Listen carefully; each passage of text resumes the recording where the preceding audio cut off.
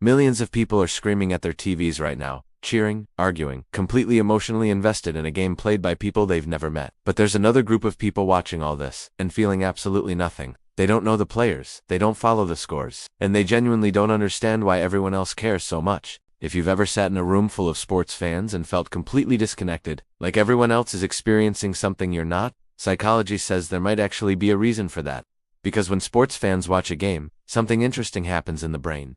Every pass, every shot, every near win. It creates anticipation, and anticipation triggers dopamine, the brain's reward chemical, the same system that activates during things like gambling or other highly stimulating activities. The reason sports are so exciting isn't just the game, it's the uncertainty. You never know what's going to happen next. And that unpredictability keeps the brain releasing small bursts of dopamine again and again. Psychologists call this intermittent reinforcement. It's one of the most powerful motivators in human behavior. In simple terms, the brain loves unpredictable rewards.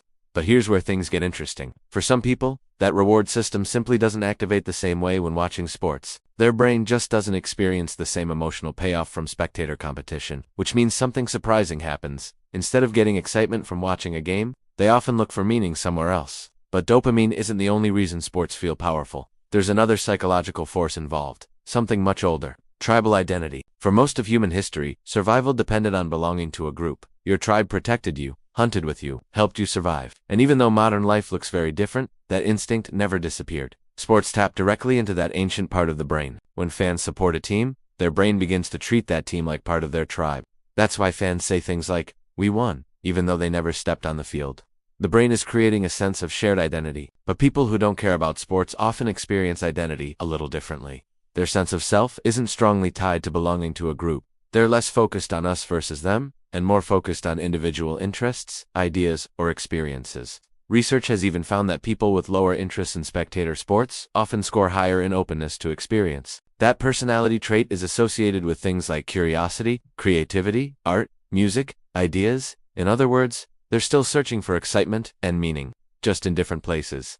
Instead of emotional highs from watching competition, they might get those same feelings from learning something new, creating something, exploring an idea, or building something themselves. Another interesting psychological concept related to sports fandom is called basking in reflected glory. When a team wins, fans often say, "We won." But when the team loses, something strange happens. Suddenly it becomes, "They lost." It's a subtle shift in language, but it reveals something important. People often use group victories to boost their own sense of identity. People who aren't invested in sports tend to rely less on these external victories. Their sense of success usually comes more directly from their own actions. But here's the important part. None of this means one group is better than the other. Sports can create something incredibly powerful: shared excitement, community, moments where thousands, sometimes millions of strangers feel connected at the exact same time.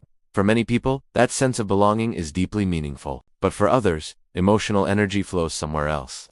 Into relationships, creative work, ideas, personal goals, or experiences where they're actively participating instead of watching from the sidelines. So if someone asks you, "Did you watch the game last night?" and you genuinely couldn't care less, it doesn't mean you're boring. It doesn't mean something is wrong with you. It may simply mean your brain finds excitement, meaning, and connection in a different way. And in a world where everyone is expected to care about the same things, that difference might actually be more interesting than people realize.